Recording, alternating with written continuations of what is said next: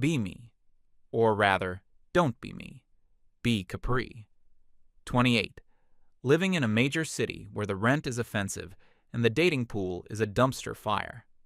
I have a good job in corporate strategy, focusing on building more inclusive and equitable workplace environments. I'm basically a professional problem solver, so you'd think I could solve my own problems. My biggest problem? Men. I'd been on the apps for what felt like a lifetime. Every evening was the same routine. Come home from a long day of deconstructing systemic issues at work. Make a kale smoothie. Sit on my perfectly curated gray sofa and open the gates to hell. 100 new faces, 100 new ways to be disappointed. The sheer lack of effort was astounding. Hey, you up? A blurry photo of a fish someone caught 3 years ago. I'm an intelligent, successful woman. I have my life together. I volunteer on weekends. I read nonfiction. I have a 5-year plan. And my reward is sifting through a digital slush pile of men who think a winky face emoji is a personality.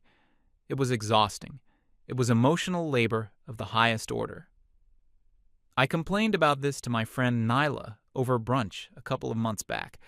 We were at this cute little vegan place that charges you a fortune for avocado toast. I was scrolling through my messages, just showing her the absolute wasteland. One guy had just messaged me, asking if I was as fun as I looked. I felt my eye start to twitch. Nyla just sipped her oat milk latte, looking completely unbothered. She is one of those people who is always calm because she's already figured everything out. She told me I was approaching dating all wrong. She said, "Capri, you're a strategist. You manage complex projects with multiple stakeholders. Why are you treating your love life like a game of chance?" That actually made me pause. She explained that I was letting them set the terms of engagement. I was passively waiting for someone decent to float to the top of the sewer. Her point was that I needed to be proactive. I needed to establish my own framework, a vetting process. She said that in a world full of low-effort men, a woman with high standards and clear boundaries is a queen, and that I needed to start acting like one. The conversation was like a lightning bolt. All my frustrations suddenly crystallized into a single, clear objective. I wasn't just going to set standards. I was going to publish them. I spent the next week working on it like it was a major project at work. I realized that dating apps were the problem. Too impersonal. Too easy for them to hide. I needed a face-to-face environment, but one that was efficient. Speed dating. It was perfect. A series of short, structured interviews. My project had a name. Operation Filter. Nyla was my biggest supporter. We had a brainstorming session over wine one Tuesday night. She was throwing out ideas, getting more and more passionate. You need to be explicit about allyship. Make sure they understand emotional labor isn't just your job. Don't even entertain anyone who argues about the pay gap. It was incredibly validating. I felt seen. I created a document. It started as a list of bullet points in my notes app, but it grew into something more. This wasn't just a list of my personal preferences. This was a blueprint for a healthy, equitable relationship in the modern age. I gave it a proper title, The Mutual Respect Manifesto, a foundation for equitable partnership. It sounded professional. It sounded serious, because it was. The manifesto was divided into sections. The first section was Core Principles. It covered the non-negotiables, things like a deep, demonstrated commitment to intersectional feminism, an understanding that his privilege is real, and that he must be actively working to dismantle it. I even included a line that said he should be prepared to provide recent examples of this work. It's not enough to say you're an ally. You have to show the receipts. The second section was Communication and Emotional Labor. This part clarified that I wouldn't be his therapist, his mother, or his social secretary. Emotional intelligence was a must. He had to be fluent in I statements and nonviolent communication.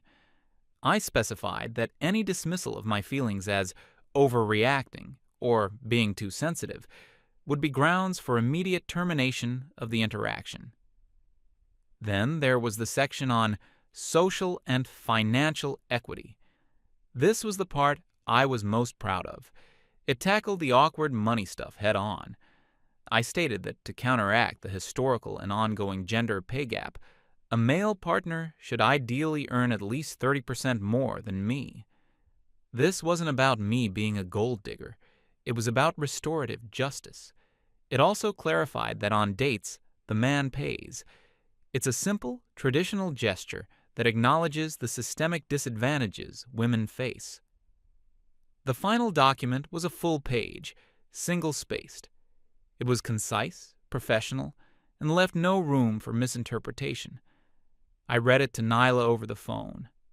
There was a moment of silence when I finished. Then she just said, "Capri, this is a masterpiece. This is the filter the world needs." The next day, I went to a print shop during my lunch break. I had it printed on heavy, cream-colored cardstock, and then I asked the guy at the counter to laminate it. He gave me a weird look, but I didn't care. The lamination was symbolic. It made the manifesto durable, official, unchangeable. Holding the finished product was a power trip. It felt solid in my hands, a shield against all the toxic masculinity in the world. I booked my ticket for a speed dating event for the following week. It was at a bar downtown, one of those places with exposed brick and craft beer. I felt a little nervous, but mostly I felt powerful. I was taking control. I was setting the narrative. The night of the event, I took my time getting ready.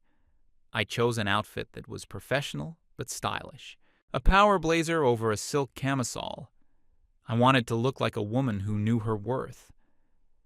I put the laminated manifesto in my leather tote bag. I arrived at the bar about 15 minutes early. The place was already buzzing. A good mix of people, all looking a bit nervous and hopeful. I saw other women laughing with each other, looking friendly and open. I pitied them a little. They were going into this blind, armed with nothing but hope. I was armed with a strategy. I checked in and got my number. Table 7. I found my spot, a small table for two in the middle of the room. I sat down, took a deep breath, and placed the manifesto on the table. I propped it up against the little flower vase so it was standing upright, facing the empty chair. It looked perfect, like a very important notice. A few people glanced over, their expressions a mix of curiosity and confusion. I ignored them. Let them wonder. They would all understand soon enough. The host rang a little bell and announced that the first round was starting. I smoothed down my blazer, sat up straight, and prepared for my first candidate. A guy walked over to my table. He looked normal. Probably in his early 30s. Decent shirt, nice smile. "Hi, I'm Alex," he said, sitting down. "Capri," I replied, giving him a polite but firm nod. His eyes immediately went to the laminated sheet standing on the table. He squinted to read the title. A little smile played on his lips. "The Mutual Respect Manifesto," he read aloud. "Wow, is there going to be a quiz?" He was trying to be funny. I wasn't there for jokes. "It's a framework for our conversation," I said, my tone completely level. "I find it's best to establish a baseline of mutual understanding from the start." His smile vanished. It was like watching a light bulb flicker and die. "Oh," he said.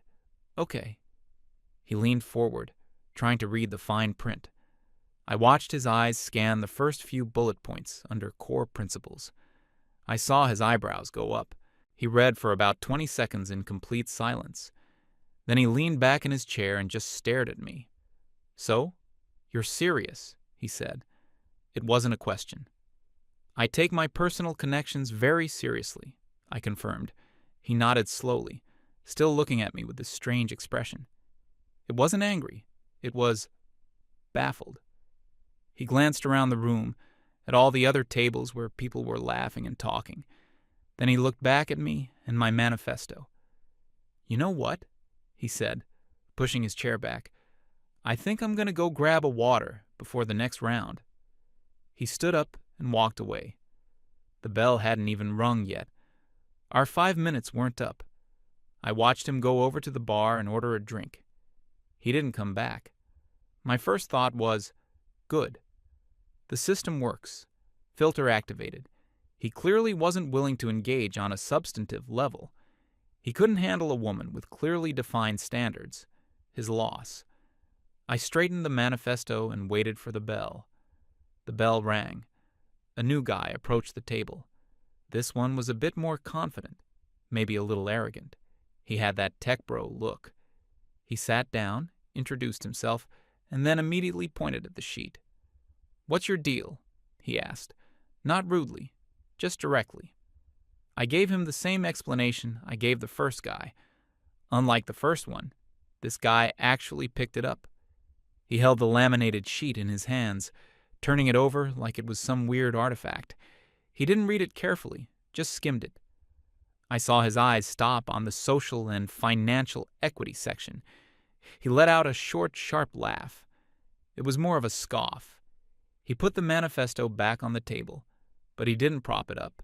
He just laid it flat, like something he was finished with. "All right," he said, leaning back and crossing his arms. "I'll bite. What kind of equitable partnership are you looking for exactly?" There was a definite edge in his voice. He was testing me. I started to explain the principles behind my framework, using some of the language from my job about creating psychological safety and fostering belonging. He wasn't really listening. He was just watching me, a little smirk on his face. About a minute into my explanation, he just held up a hand to stop me. "Yeah, I get it," he said. "You're looking for a project, not a partner." Before I could even respond to that incredibly bad faith interpretation of my work, he stood up. "Thanks for the presentation," he said, with heavy sarcasm. "Good luck with your search." He walked away and went to talk to one of the event organizers, occasionally glancing back at my table. 2 down. I felt a tiny prickle of annoyance. The first guy was clearly intimidated. This guy was just an arrogant jerk. The filter was working perfectly, maybe even better than I expected. It was weeding out the fragile egos and the cynical misogynists. I set the manifesto back up in its proud, upright position. The bell rang. The third guy was different. Younger, maybe mid-20s. Looked a little shy, like an art student or something. He sat down and gave me a sweet, nervous smile. He noticed the sheet, and his smile faltered. "Hi," he said softly. "What's that for?" His approach was much less confrontational, so I softened my tone a bit. I explained that it was just a way for me to be upfront about my values. He nodded, like he understood. He leaned in and read it. And he actually read it. I watched his face as he went through each point. He was frowning, but in a confused way, not an angry one. He got to the part about financial equity and paused. "I'm sorry," he said, looking up at me, his eyes full of genuine confusion. "I'm not sure I understand this part. It says, you want someone who earns more than you for justice?" He seemed genuinely curious. He wanted to understand. I saw this as a teachable moment, so I began to explain the concept of the systemic pay gap, how it compounds over a woman's lifetime, and how equitable partnerships require acknowledging and correcting for these historical imbalances. I was probably about 2 minutes into my explanation. I was being very patient, very clear, and then I saw his eyes start to glaze over. He was nodding, but he wasn't hearing me anymore. He was just a young guy who came here to maybe meet a nice girl, and instead he was getting a lecture from a corporate D&I strategist. The bell rang, and I've never seen someone look so relieved in my life. "Oh, Belle," he said, jumping up. "It was really, informative meeting you." He practically fled from my table. A little bit of doubt started to creep in. It was a tiny little voice in the back of my head. Maybe this is a bit much. I pushed it down immediately. No, this is necessary. The discomfort is part of the process. It's challenging their preconceived notions. The fourth guy approached. And this is when things started to change. He didn't even get to the table. He was walking towards it, saw me, saw the laminated sheet from a distance. He stopped. He literally stopped in the middle of the aisle, looked at my table, looked at me, and then did a slow, deliberate 180-degree turn.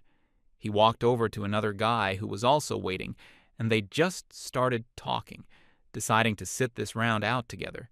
He didn't even give me a chance. He judged me from a distance based on a single piece of paper. That one stung a little. It felt unfair. The 5 minutes of that round passed in complete awkward silence.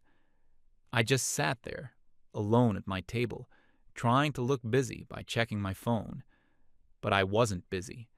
I was just sitting there. I could feel people looking at me. I could hear the tables around me buzzing with conversation. A woman at the next table was laughing so hard she snorted. The sound felt incredibly loud in my bubble of silence. The bell rang again. Time for the next partner. I looked up, hopeful. The man who was supposed to come to my table was at the table next to mine. He finished his conversation there, stood up, and looked at his schedule. He saw that my table, number 7, was next. He looked right at me. We made eye contact. And then he just shook his head, a tiny, almost imperceptible movement. He turned and walked straight to the bar. He would rather get a drink he didn't need than spend 5 minutes talking to me. Okay. Now it was getting weird. This wasn't just filtering anymore. This felt like a boycott. It dawned on me that the men were probably talking to each other between rounds. Avoid table 7. There's a crazy lady over there with a laminated rule book. The thought made my cheeks burn. They were turning my attempt at creating a safe and equitable space into a joke. It was a classic example of male fragility. They couldn't handle a woman who knew what she wanted, so they colluded to exclude her. My initial doubt was replaced by a simmering anger. This wasn't my fault. This was them. This was proof of exactly why my manifesto was so necessary in the first place. I sat through another round, alone, and another. It was public humiliation, unfolding in 5-minute increments. By now, it was obvious to everyone what was happening. The event host kept glancing over at me with a worried expression. Some of the other women were looking at me too, but their expressions were more pity than anything else. That was almost worse. I didn't want their pity. I was stronger than them. I was smarter than them. But as I sat there, table after table, in profound silence, while the rest of the world laughed and talked and connected, that feeling of strength began to feel very, very thin. The host rang the bell for what felt like the 10th time. The sound was starting to grate on my nerves. Each chime was a fresh announcement of my failure. I looked up, not with hope anymore, but with a kind of morbid curiosity. Who would reject me next? How would they do it? A man was approaching my table. He was older than the others, maybe in his late 40s. He had kind eyes and a slightly tired look about him, like a dad who's seen it all. He was the first person to come to my table in almost half an hour. My heart gave a little flutter. Maybe he would be different. He sat down and gave me a small, polite smile. "Hello there, I'm Mark." "Capri," I said, my voice a little rusty from disuse. He didn't even look at the manifesto at first. He just looked at me. "So," he started, "tough night?" The question caught me off guard. It was gentle, almost sympathetic. I didn't know how to answer. "It's been revealing," I said, trying to sound detached and clinical. He finally glanced at the laminated sheet. He didn't pick it up, just read the title from his seat. "The Mutual Respect Manifesto," he said, nodding to himself. "That's quite a title." He looked back at me, and his expression wasn't mocking or confused. It was sad. "Can I be honest with you, Capri?" he asked. I just nodded, bracing myself for another lecture or a quick escape. "I'm divorced," he said quietly. "Been for about 3 years. My ex-wife, she had a lot of rules, too. A lot of expectations. I spent 15 years trying to meet them. I read all the books she gave me. I went to the workshops. I tried to use the right words, the right frameworks." He paused, looking down at his hands. "And in the end, none of it mattered. Because it was never really about partnership. It was about me passing an endless series of tests. And eventually, I just got tired. I got so tired of being tested." He looked up and his eyes met mine. "I'm a good man. I'm a good father. I'm respectful. I'm honest. But when I see something like this," he gestured to the manifesto, "it doesn't read like a foundation for respect. It reads like a job description for a position I don't want.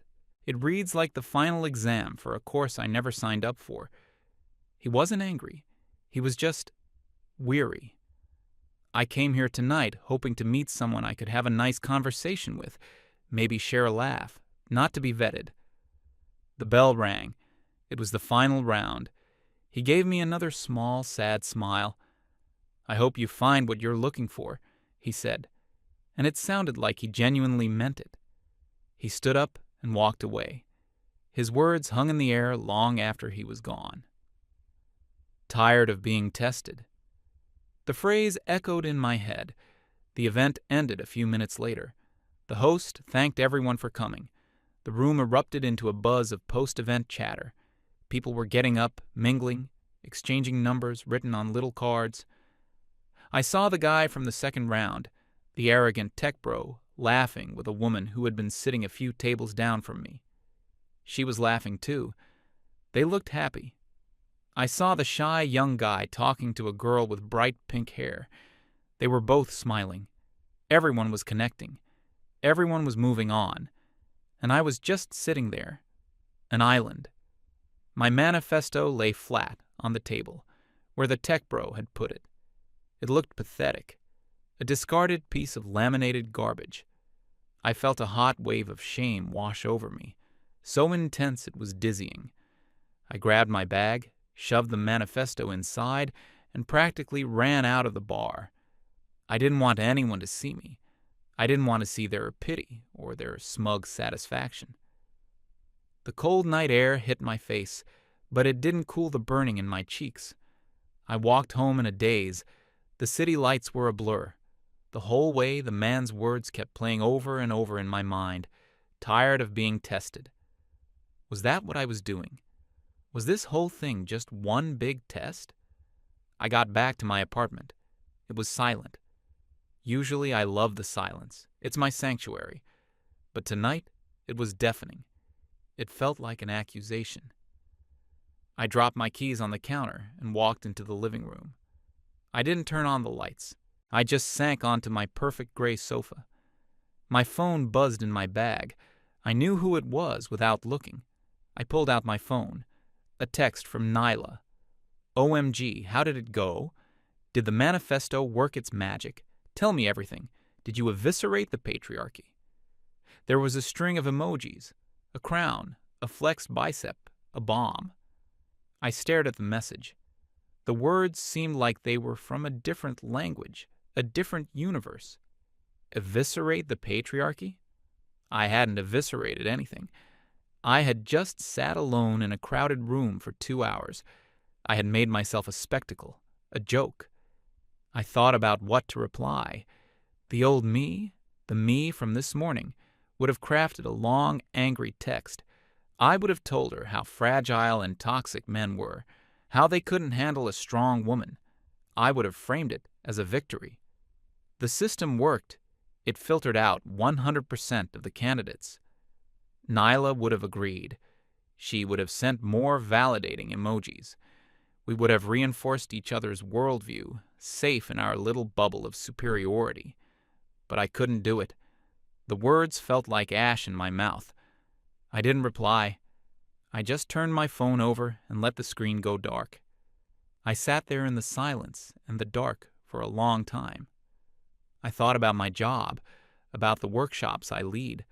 I was always talking about creating spaces of psychological safety, about fostering open dialogue, about assuming good intent. And what had I done tonight? I had created the least psychologically safe space imaginable. I had walked in with a list of demands, assuming the worst intent from every single person. I hadn't been looking for a dialogue. I had been delivering a monologue. The hypocrisy of it was crushing. I pulled the manifesto out of my bag. Even in the dim light from the window, the laminated surface had a slight sheen. It looked so official, so certain. My whole identity was wrapped up in that piece of paper. Capri, the strategist. Capri, the one who had it all figured out.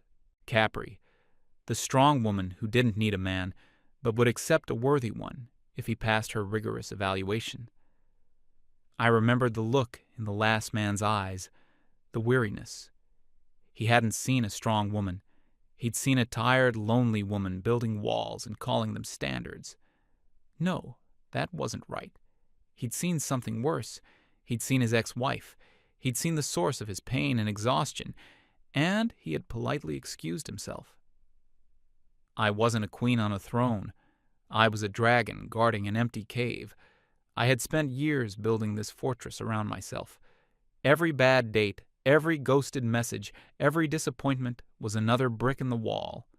My feminist principles, which had started as a source of strength and clarity, had curdled into a rigid, unforgiving ideology. Nyla hadn't helped.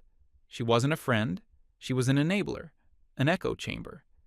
She cheered every time I added another brick to the wall, telling me how safe and strong I was becoming.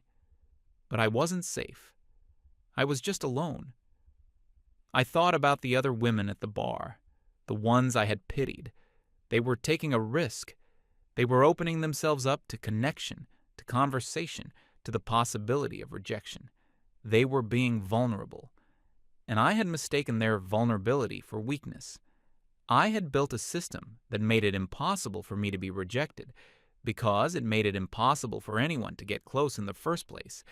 It was a perfect, self-defeating loop. I stood up and walked over to my kitchen. I held the laminated manifesto in my hands. It felt heavy. For a moment, I thought about keeping it, as a reminder. But it wasn't a reminder I needed. It was an anchor pulling me down. I held it over the trash can. My hand hesitated. Letting go of it felt like letting go of a part of myself, the part that was always right, the part that had all the answers. But that part of me was also profoundly, miserably lonely. I let it drop. It landed in the trash with a soft clatter on top of some used coffee grounds. It didn't look so official anymore. I went back to the sofa and picked up my phone. The message from Nyla was still there, glowing with cheerful, oblivious confidence. I thought about what I really wanted. It wasn't about winning an argument or proving a point.